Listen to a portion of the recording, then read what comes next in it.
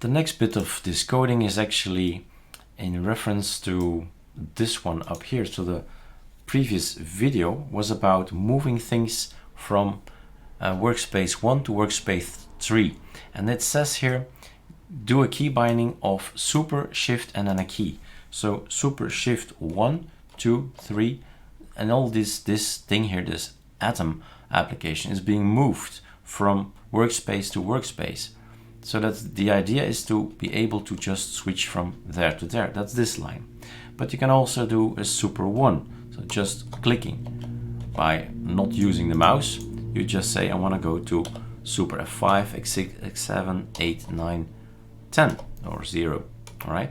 So that's this code about. It's just a code to switch things around, and it's almost readable, right?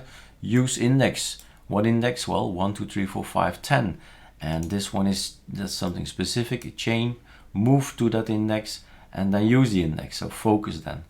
So that's the code that's in here, and it's relevant to moving things around or selecting a workspace.